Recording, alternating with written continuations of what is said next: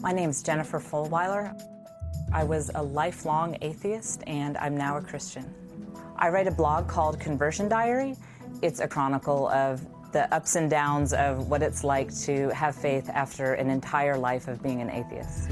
I never believed in God, not even as a child. When my dad would come read books to me at night, I believe I was in 4th or 5th grade, and our nightly reading was Carl Sagan's Cosmos. So I was very much raised on a diet of science and reason and evidence-based rational thought. You believe what you can prove. I believe that I have hands because I can see them. I believe in a black hole, even though I've never seen one, but science can tell us about the way matter moves around it that we can observe. And so this very rational worldview always made sense to me on a fundamental level.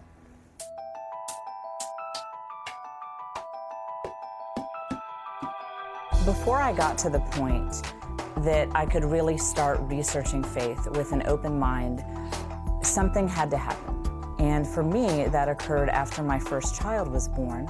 I looked down and thought, what is this baby? And I thought, well, from a pure atheist materialist perspective, he is a collection of randomly evolved chemical reactions. And I realized if that's true, that all the love that I feel for him, that it's all nothing more than chemical reactions in our brains. And I looked down at him and I realized that's not true. It's not the truth. I didn't know where to go from there, but that's what prompted me to start researching topics of spirituality. I got my books about Buddhism and about every religion except for Christianity, basically. I assumed that anything could be true except for Christianity. And my husband, who considered himself a non-practicing Christian, said, you might want to start with the one major world religion whose founder claimed to be God. After all, that's a really easy claim to disprove if it's not true. And I thought, well, that's a fair point. I was such a through and through atheist that I have to admit I was ignorant of all these great Christian thinkers. What about Thomas Aquinas? What about Augustine? What about Descartes? I mean, all of these great thinkers throughout history were not only theists, but Christians. And I was really surprised when I actually found these very intellectually rigorous books where people talked about their faith from a place of reason and not a place of emotion. And when I looked at evidence like that on the whole, I started to think something explosive, something world-changing happened in first century Palestine. You have this guy named Jesus who comes from a lower class region, gains a bunch of lower class followers, and ends up being executed by the Romans. And yet in droves, you see thousands and thousands of Jews giving up these traditions that they had held dear for thousands of years. And the people who joined in on this new religion, there was no benefit for them. It was a persecuted religion.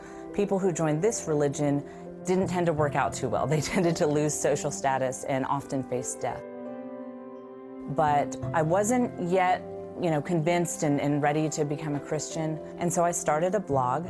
I just threw out every hard question I could think of. I just put it all out there on the blog. And as I would watch the atheists and the Christians go back and forth and debate, I realized we atheists, we don't have the lock on reason that I thought we did. But what I saw with the Christians was they had that too. They had all the knowledge of science and material world that we atheists did, but yet they had the total picture of the human experience of love and triumph and hope, and they could articulate that in a way that the atheists couldn't.